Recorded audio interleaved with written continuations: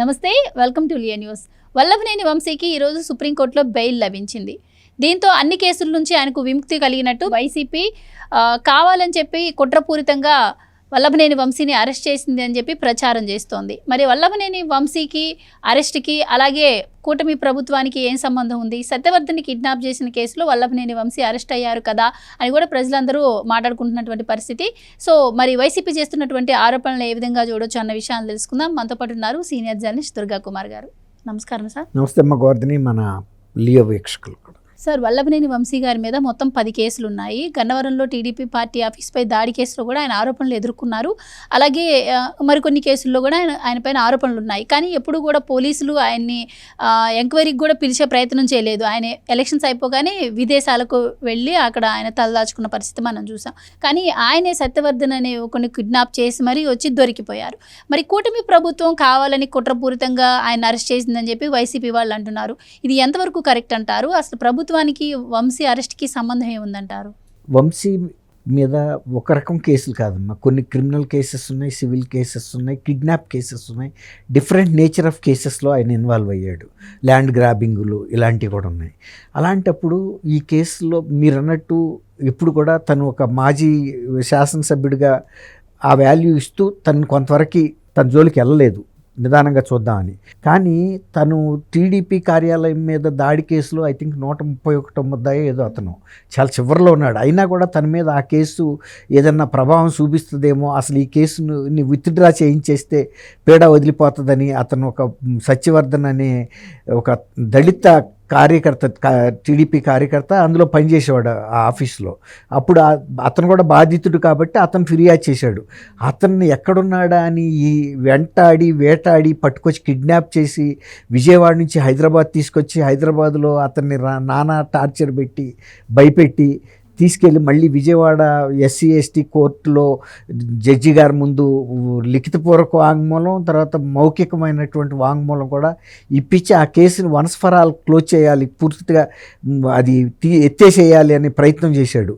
దాంట్లో తను నాకు సంబంధం లేదని చెప్పినప్పటికీ కూడా పూర్తి విజయవాడ పోలీసులు ఈ ఫిర్యాదు అందిన తర్వాత దర్యాప్తులో మొత్తం వీడియో రికార్డు ఒక సినిమాలాగా మొత్తం ఎవిడెన్స్ అంతా బయటకు వచ్చేసింది. సాక్ష్యం ఎట్లా తీసుకొచ్చారు, ఏ ఏ ప్లాట్లోకి తీసుకెళ్లారు, గచ్చిబౌలిలో ఆయన ఇంటికి తీసుకెళ్ళటం, మళ్ళీ ఆ మర్నాడు మళ్ళీ కారులో తీసుకెళ్ళటం, ఇవన్నీ రికార్డ్ అయినాయి. తర్వాత అక్కడ విజయవాడ కోర్టు దగ్గర అతన్ని వెహికల్లోంచి దింపి కోర్టులోకి పంపించడం, వాళ్ళందరూ వెయిట్ చేయటం బయట, మళ్ళీ ఆ తర్వాత వైజాగ్కు తీసుకెళ్ళటం, అక్కడ టార్చర్ పెట్టడం, ఇవన్నీ కూడా రికార్డెడ్గా దొరికినాయి.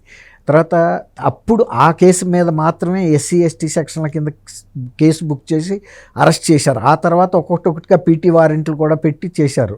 సీతామహాలక్ష్మి అనే ఒక మహిళకి సంబంధించినటువంటి ఇళ్ల స్థలాన్ని కూడా గన్నవరంలో ఆక్రమించాడనేది కూడా ఒక కేసు. తర్వాత అట్లాగే ఆత్కూరులో కూడా ఒక వ్యక్తికి సంబంధించిన భూమిని ఆక్రమించాడని, పొలం, వ్యవసాయ పొలం.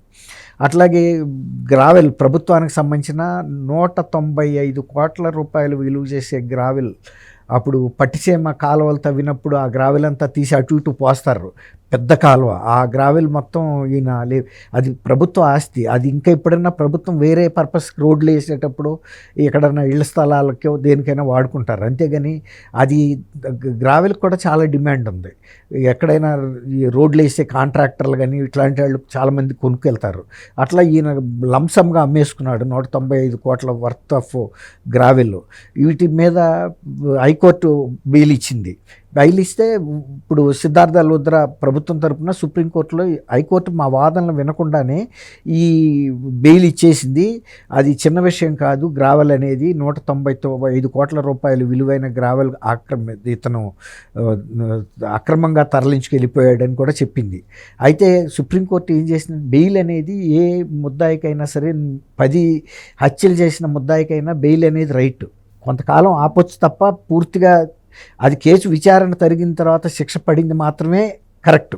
అంటే దాన్నే నికరంగా తీసుకోవాలి. అంతేగాని బెయిల్ రాగానే కేసులు కొట్టేసినట్టు కాదు. బెయిల్ అనేది రిలీఫ్. ఓకే, నువ్వు బయటికి వెళ్ళొచ్చు, కానీ కేసు విచారణకి నువ్వు రావాల్సిందే, కేసును ఎదుర్కోవాల్సిందే. ఎన్ని కేసులు ఉంటే అన్ని కేసులు. అది ఇవాళ రేపు ఏమైందంటే ప్రతి కేసులో ఇట్లా బెయిల్ రాగానే యాజ్ ఇఫ్ ఇక కేసులన్నీ మూసేసినట్టు, కేసులన్నీ కొట్టేసినట్టు, ఆయన నిర్దోషిగా విడుదలైనట్టు, ఆయన ఊరేగింపులుగా తీసుకెళ్ళటం. పూర్వం ఇది స్వతంత్ర సమరయోధులకి అట్లాంటి వాళ్ళకి చేసేవాళ్ళం సింపుల్గా. ఇప్పుడు ఏంటంటే ఎక్కువ వాహనాలు వచ్చేసినాయి. ప్రతి కార్యకర్త దగ్గర వాహనం ఉంటుంది, వాళ్ళకే ఒక డజన్ల వాహనాలు ఉంటున్నాయి. ఒక 100-150 వెహికల్స్ పెట్టుకుని తీసుకెళ్తుంటే చూసే వాళ్ళకి ఏమనిపిస్తుంది అంటే ఈయన ఏమన్నా దేశ స్వతంత్రం కోసం పోరాడా, లేకపోతే ఏదో కానీ మొత్తం మీద దేశానికి సంబంధించి ఏదో లాభం చేసినట్టు ఉందన్న భావన వస్తుంది. ఎందుకంటే విపరీతంగా దండలు వేసుకుని జైలు కొట్టుకుంటా వెళ్తాం అనేది. ఇప్పుడు అది వీళ్ళు ఇది ఏదో సంతోషమైన విషయం అన్నట్టుగా. ఇప్పుడు ఫిబ్రవరి 12న ఆయన అరెస్ట్ అయ్యాడు. ఐ థింక్ 132 days దాకా జైల్లో ఉన్నాడు. అయితే ఇప్పుడు సుప్రీంకోర్టులో బెయిల్ వాళ్ళు ఇంకోటి చెప్పారు సిద్ధార్థ లూథ్రాకి, మీరు ఒక షీల్డ్ కవర్లో మాకు ఆ రిపోర్ట్ ఇవ్వండి అన్నాడు. మళ్ళీ వాయిదా వేశారు ఈ కేసుని. మళ్ళీ బెయిల్ ఇస్తూనే ఐ థింక్ ఈ మంత్ 16th వాయిదా వేశారు. మళ్ళీ అప్పుడు వీళ్ళు సీల్డ్ కవర్లో గవర్నమెంట్ రిపోర్ట్ ఇస్తారు, మైన్స్ డిపార్ట్మెంట్ నుంచి, తర్వాత ఇరిగేషన్ డిపార్ట్మెంట్ నుంచి ఎంత క్వాంటిటీ గ్రావెల్ మిస్ అయ్యింది, దానికి బాధ్యులు ఎవరు, దానికి సంబంధించిన సాక్ష్యాధారాలు ఇస్తారు. అప్పుడు మళ్ళీ ఈ కేసులో తీవ్రతని అర్థం చేసుకుని ఒకవేళ బెయిల్ మళ్ళీ రద్దు చేయొచ్చు. అప్పుడు వరకు ఇచ్చారు అంతే తప్ప ఇది పూర్తిగా కాదు. ఆ సుప్రీంకోర్టు ఆదేశాలు వచ్చిన తర్వాత విజయవాడ జైలు నుంచి ఆయన రిలీజ్ అవ్వచ్చు. అంతేగాని పూర్తిగా కేసులన్నీ విచారణ అయిపోయి ఈ నిర్దోషిగా రుజువు అయిపోయి అయితే అన్ని కేసుల నుంచి బెయిల్ వచ్చి ఆయన విడుదలవుతున్న టైంలో టీడీపీ కుట్ర చేస్తుంది, కావాలని ఆయన బెయిల్ రద్దు చేయాలని సుప్రీంకోర్టుకి వెళ్ళింది అని చెప్పి ప్రధానంగా ఆరోపణ. చంద్రబాబు నాయుడు గారు కోర్టు విషయంలో కూడా వాళ్ళు కూడా సుప్రీంకోర్టుకి కూడా వెళ్ళారు కదా. ఎవరైనా ప్రభుత్వం వెళ్తుంది, ఎందుకంటే ప్రభుత్వ సొమ్ము కూడా అక్కడ ఇన్వాల్వ్ అయింది. ఇప్పుడు ఎవరో ప్రైవేటు స్థలం ఆక్రమించుకున్నా ఆమె వెళ్ళింది, సీతామహాలక్ష్మి గారు ఎవరో. ఇప్పుడు ఇది ప్రభుత్వం కూడా 195 కోట్ల రూపాయల రికవరీ చేయాల్సిన అవసరం అయితే ఉంది కదా. లేదు, రికవరీ చేయలేని పరిస్థితుల్లో చట్టపరమైన చర్య అయినా తీసుకోవాలి కదా. ప్రభుత్వ సొమ్ము ఎంత పోయినా కూడా ప్రభుత్వం పట్టించుకోవాల్సిన అవసరం అయితే ఉంటుంది. కాబట్టి ప్రభుత్వం మరి ప్రయత్నించకపోతే ప్రజలు ఏమంటారు, వంశీ దోసుకున్న 195 కోట్లలో సగం కూటమి ప్రభుత్వ పెద్దలకు ఇచ్చారని కూడా చెప్పొచ్చు. మరి ప్రజల విమర్శను ఎదుర్కోవాల్సి, ఎందుకు సైలెంట్ అయిందని గన్నవరం ప్రాంత ప్రజలు కూడా అడుగుతారు. ఇప్పుడు హైకోర్టు ఇచ్చింది బెయిల్, కానీ మీరు సుప్రీంకోర్టుకి వెళ్ళి ఆపాలి కదా. ఇంత పెద్ద మొత్తంలో గ్రావెలు సంవత్సరాల తరబడి 5 సంవత్సరాల్లో దోసుకెళ్ళాడు అని అడుగుతారు. తర్వాత రేపు అసెంబ్లీలో కూడా ప్రశ్న రావచ్చు ఎవరో ఒకరిలో.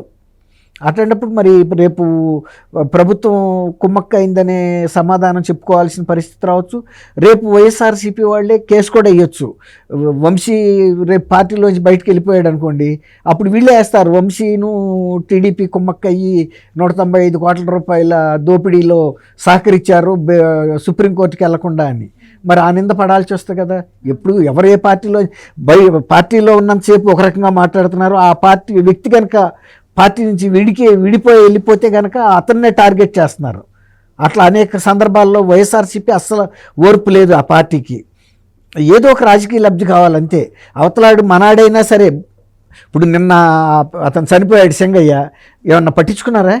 పడేసి వెళ్ళిపోయారు కదా. సింగయ్య కారు కింద పట్టడం పెద్ద విషయం కాదు. పడిన తర్వాత వైఎస్ఆర్సీపీ జగన్మోహన్ రెడ్డి గారు అనుసరించిన వైఖరి, అమానుషమైన వైఖరి ప్రజల్ని వాళ్ళ కుటుంబాలను కూడా బాధపడుతుంది. ఇతర కార్యకర్తలు ఒక భయం కూడా వచ్చేసింది. అంటే ఎందుకు అని అంటే మనకి నైజం ఒక జాలి దయ ఉండాలి ఎవరి మీదైనా. అంతేగాని అతని ప్రాణంగా పోయింది, నా రాజకీయ పర్యటన కొనసాగాల్సిందని ఎవరు కూడా ముందుకు వెళ్ళరు. అట్లా అన్నమాట. ఇప్పుడు వంశీ విషయంలో కూడా ఇవాళ పార్టీలో ఉన్నాడు కాబట్టి రేపు వంశీ బయటకు వచ్చిన తర్వాత తను చేసిన పశ్చాత్తాపడి నేను తప్పు చేశాను, ఈ పార్టీలో ఉండి నేను ఈ పార్టీకి రాజీనామా చేస్తానంటే వాళ్ళు కూడా టార్గెట్ చేస్తారు. వాళ్ళే ఒక కేసు వేయొచ్చు. 195 కోట్ల రూపాయల వంశీ తీసుకున్న గ్రావెల్ మీద ప్రభుత్వం తీసుకున్న చర్యలు ఏంటని పిటిషన్ కూడా వేయొచ్చు. కాబట్టి ప్రభుత్వం ఏ విధంగా చూసినా వాళ్ళ జాగ్రత్తలో వాళ్ళు ఉండాల్సే వస్తుంది. Right sir, thank you so much. Thank you అమ్మ గోవర్ధని, మన వీక్షకులకు. Please subscribe to Leo news for more videos.